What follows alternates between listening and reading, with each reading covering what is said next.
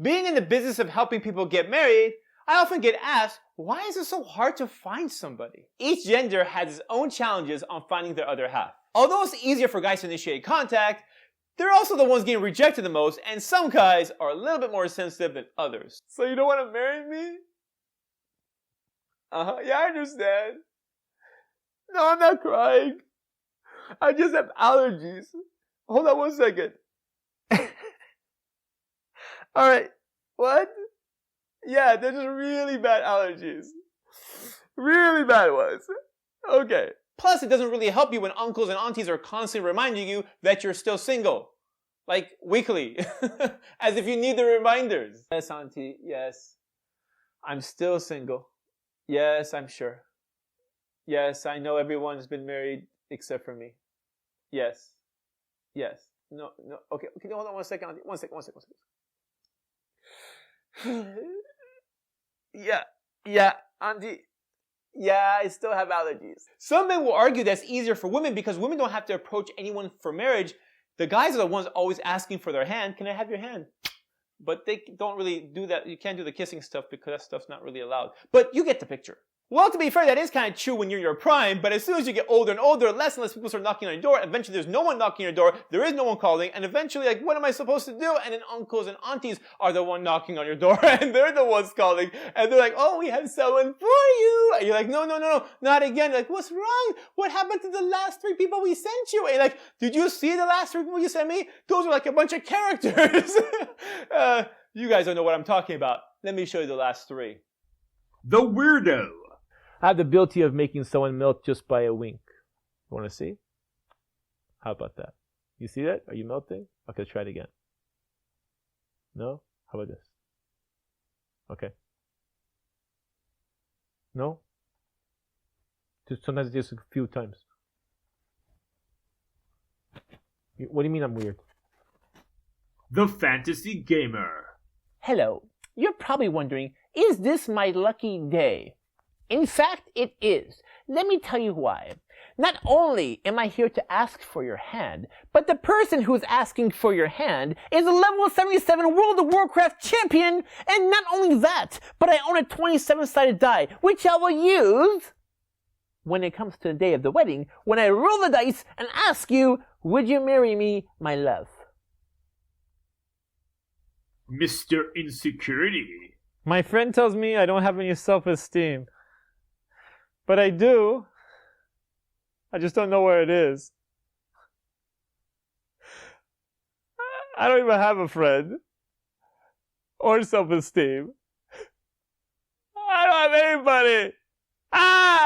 After dealing with such characters, you start thinking to yourself, maybe the people I passed on before them weren't that bad.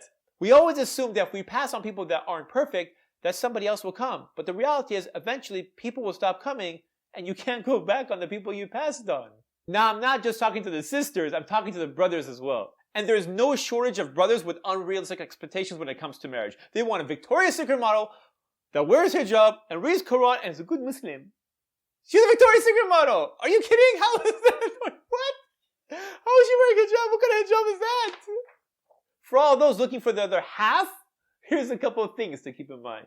First, you need to have realistic expectations of what you're looking for. If you're looking for perfection, then you can be waiting for a long time. Like, forever.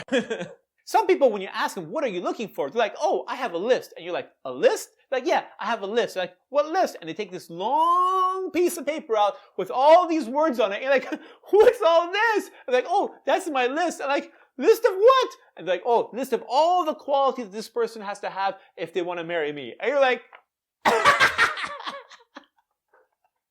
and they're like, why are you laughing? And like, excuse me, let me give you a reality check. I want you to take a look at this list, and I want you to look at yourself. Does this match? I'm like, no. Well, think about it for a second.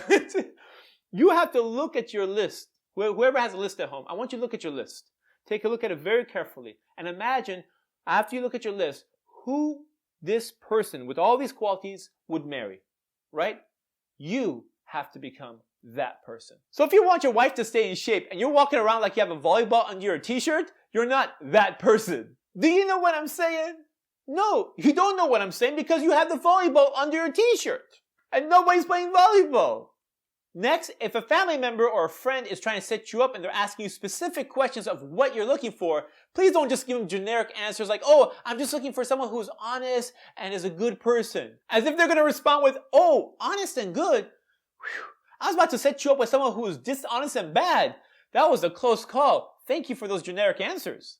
Now, everybody wants someone that they're attracted to, but sometimes attraction alone is not enough. It's not just what you're attracted to, but more importantly, what you can tolerate. Attraction helps at the beginning stages of marriage, but eventually, no matter how much you love chicken, if you eat it for breakfast, lunch, and dinner, it's just chicken. Now you ask yourself, how do I know if I can tolerate them? Well, you have to see if your personality matches with their personality, if your lifestyle matches with their lifestyle, if you see all their strengths and weaknesses, your strengths and weaknesses, and see if all that stuff works. On Half Our Ding, we do all that kind of stuff because we show personality matches, etc., etc. But if you're not on the website, then you have to ask these questions so you can learn more about them to make sure you're marrying the right person. Otherwise, you end up with everybody else that said, oh, I love them, and they end up in divorce court. Those are the couples in the first part of marriage that are like, I love you, I love you, love you, love you. And then later on in the marriage, they're like, my last piece of advice would be to look at the person's behavior, the way they carry themselves, and more importantly, the way they treat other people. Praying, fasting, etc., all that stuff is easy. If you really want to see the true faith of somebody, the true iman of that person, watch them when Allah subhanahu wa ta'ala tests them. That's when you see how they behave and how they treat others. And that will show you their true character. And then ask yourself, when my child grows up, do I want them to be just like that person? And if the answer is yes, then you know you have the right person. This is Ali, reminding you just in case you forgot. This is Ali, reminding you just in case you forgot. I told myself I'm not gonna cry. Because people say I'm an ugly crier. I don't want to cry. When I'm asking someone to marry me, but I'm crying. Okay, I'm gonna go now. You're supposed to say don't go. You're not saying don't go. That means you want me to go. This is getting worse.